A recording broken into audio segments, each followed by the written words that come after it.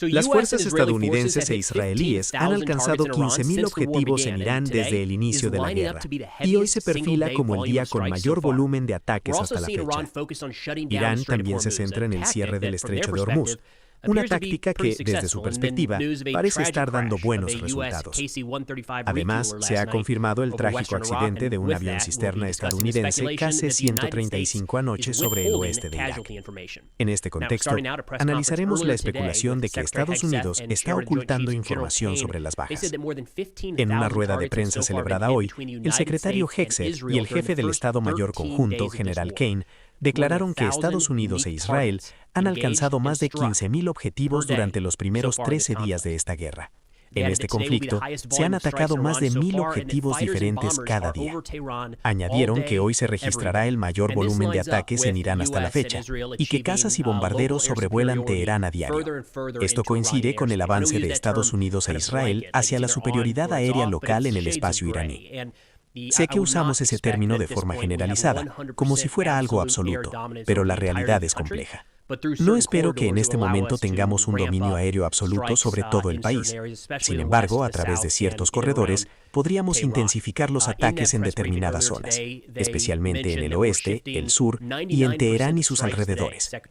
En la rueda de prensa de hoy, el secretario Hegseth mencionó que el 99% de los ataques de hoy serán con munición de reemplazo. Esto coincide directamente con el mayor volumen de ataques que se están produciendo actualmente. Entonces, municiones de apoyo, bombas guiadas, ¿verdad? Se les acopla un sistema de guiado, ya sea GPS o láser, a una bomba convencional. Se convierte en una bomba inteligente.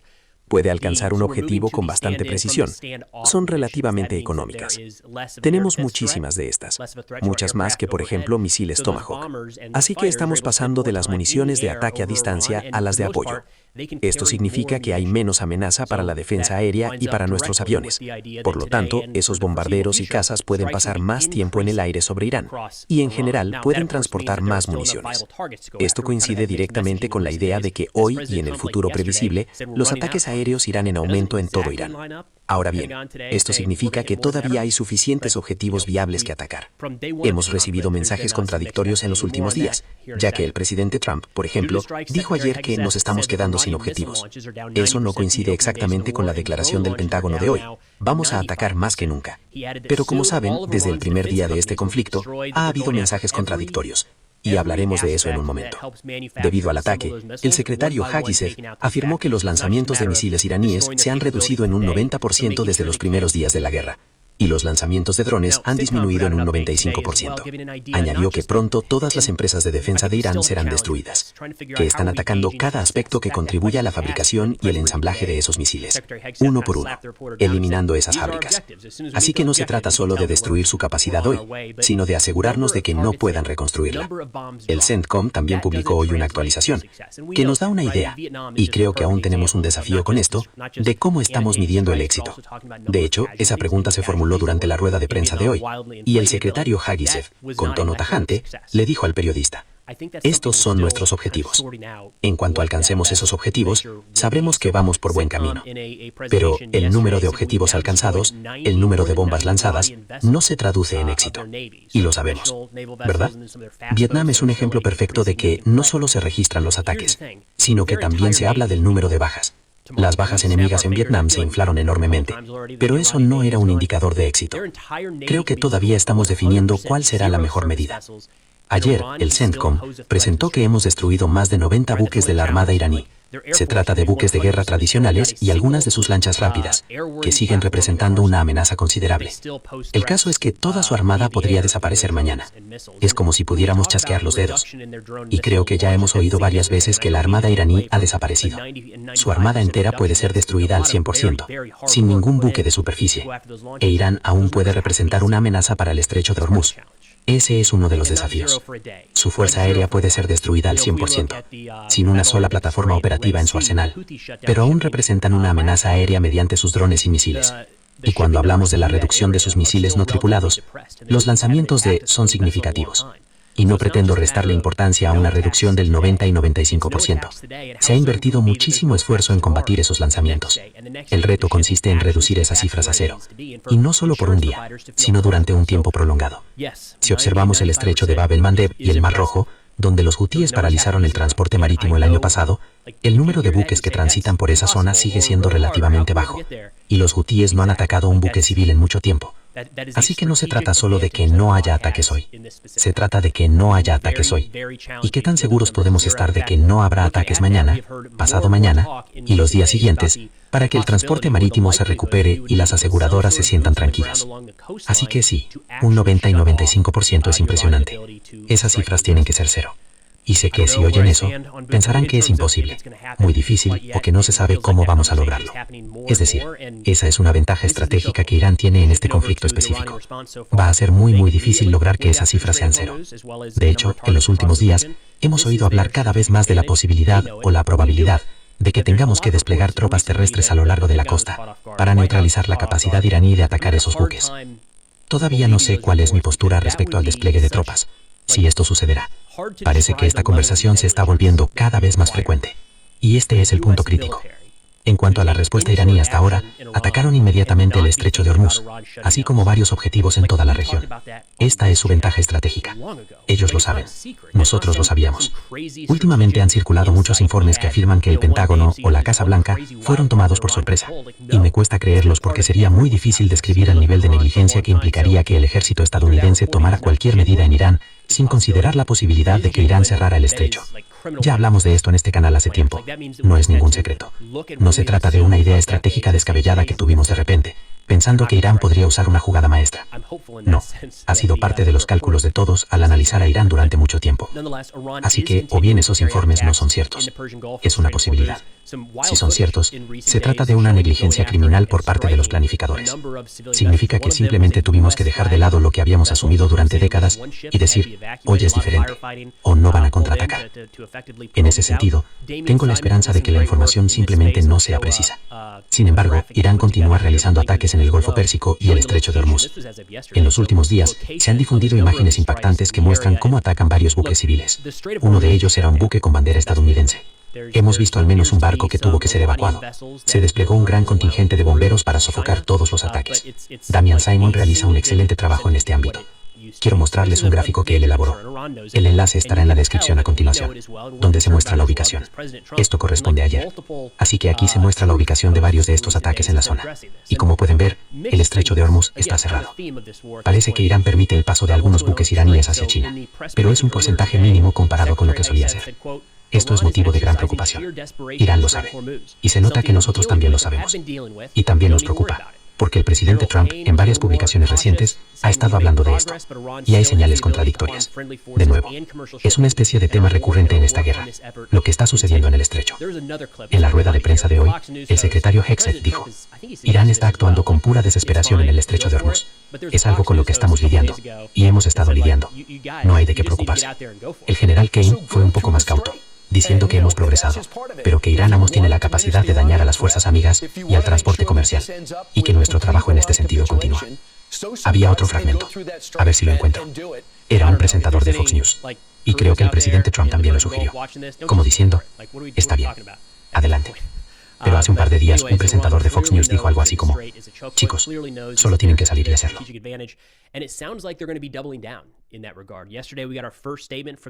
Así que crucen el estrecho. Y eso es solo una parte. Si quieren disminuir la amenaza iraní, si quieren asegurarse de que esto termine con la capitulación total de Irán, tengan valor y crucen ese estrecho y háganlo.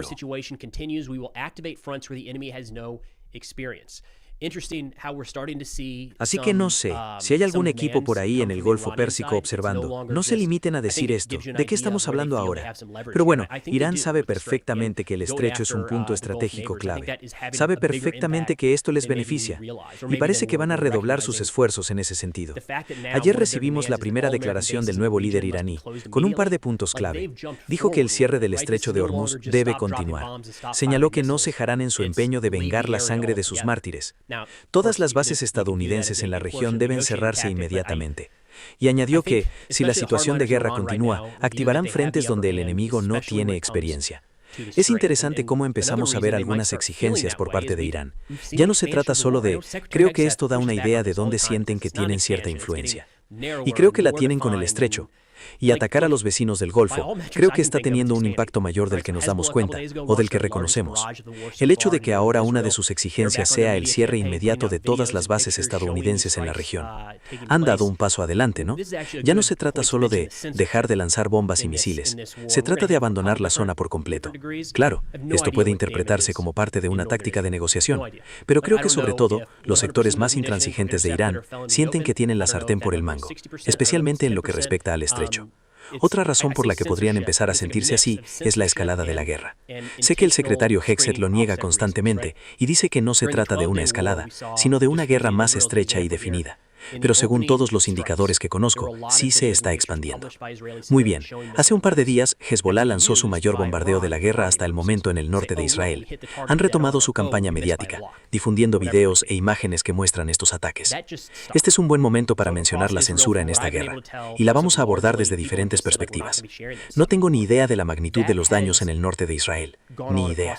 No sé si el 100% de esas municiones fueron interceptadas o cayeron al descubierto. No sé si la cifra es del 60%. No sé, es del 10%. Digo censura, pero es como una mezcla de censura y control intencional por motivos de seguridad operativa, ¿no? Durante la Guerra de los 12 días, vimos, tomando a Israel como ejemplo, que en los ataques iniciales, civiles israelíes publicaron muchos videos y fotos que mostraban impactos de misiles que Irán podría usar para fines de puntería, diciendo, miren, le dimos al objetivo de lleno, o fallamos por un bloque, o lo que sea. Eso simplemente cesó. En Israel, por lo que he podido observar, la gente ha dicho en general, ya no vamos a compartir ese material. Esto también ha ocurrido en los países del Golfo. Si se preguntan por qué ha habido tan pocas imágenes en los últimos días, creo que fue en los Emiratos Árabes Unidos, donde un extranjero fue arrestado por compartir un video de un ataque con Trump. Así que en algunos de estos países se está ordenando a los ciudadanos y en algunos estados del Golfo se les exige bajo amenaza de ley que no muestren los daños causados por algunos de estos ataques. Por lo tanto, definitivamente hay una reducción. Y a eso quiero mostrarles lo que tenemos hasta ahora en cuanto a los daños a las bases estadounidenses, porque también tuvimos este tema de seguridad operativa y no queríamos divulgar esta información inmediatamente. De hecho, las empresas de imágenes satelitales suelen retener esta información durante 2 semanas. Normalmente está disponible muy rápidamente. Muchas empresas chinas siguen vendiendo sus imágenes sin control, así que piensen que no se trata de una suspensión total de la publicación de imágenes satelitales. Simplemente estamos reduciendo su disponibilidad por el momento. En cualquier caso, es una retención de 2 semanas. No recuerdo la última vez que hicimos esto, pero el New York Times elaboró una evaluación que muestra lo que parece ser daños en 17 sitios diferentes en todo Oriente Medio. Hay un par de sitios importantes que analizaremos más adelante. El puerto de Shuaiba en Kuwait. Aquí mismo. Tenemos una imagen más detallada en un segundo. Ahí fue donde murieron los 6 soldados estadounidenses en el ataque con dron, justo al comienzo de la guerra. Aquí abajo, veamos, Príncipe Sultán. Este fue otro lugar, Arabia Saudita, donde murió el soldado de la Fuerza Espacial. No sé si se trata de este ataque en particular, pero aquí fue donde murió el soldado de la Fuerza Espacial que anunciamos hace un par de días. Tenemos algunos videos que hemos visto de los últimos días. Campamento Beren en Kuwait. Aquí está, puerto de Shuaiba. Este es el impacto del dron en la casa móvil en el puesto de mando.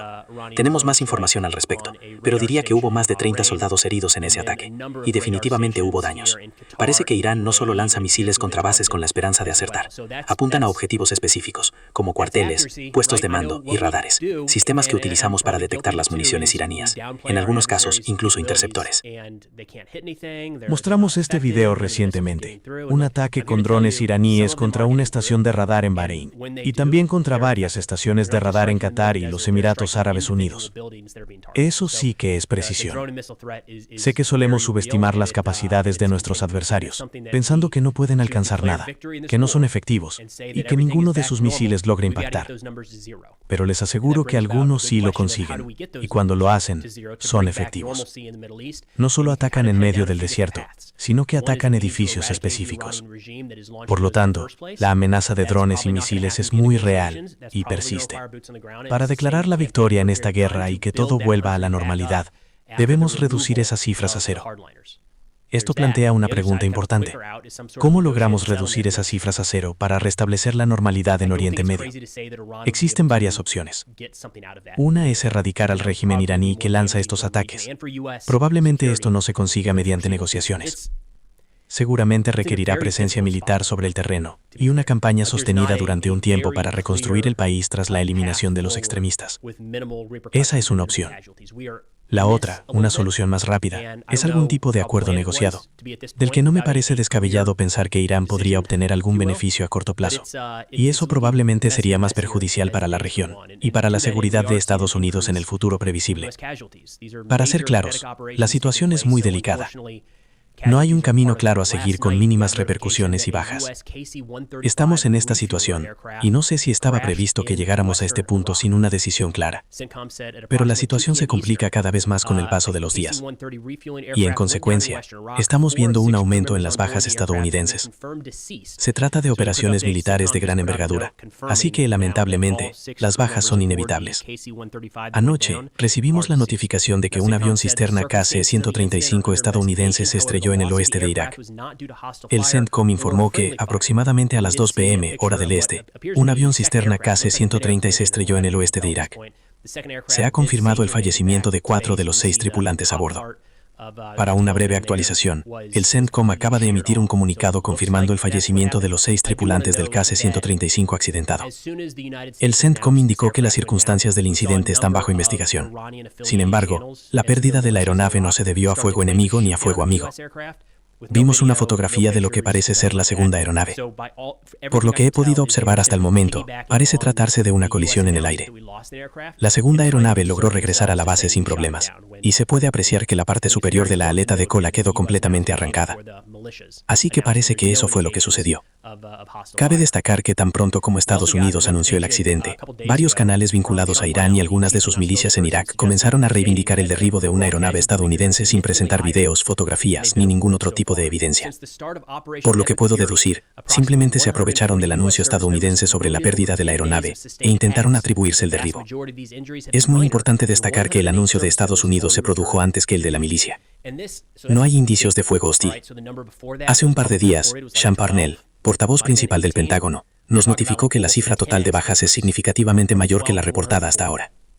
Desde el inicio de la Operación Furia Épica, aproximadamente 140 militares estadounidenses han resultado heridos en 10 días de ataques continuos. La gran mayoría de estas lesiones han sido leves, y 108 militares ya se han reincorporado al servicio.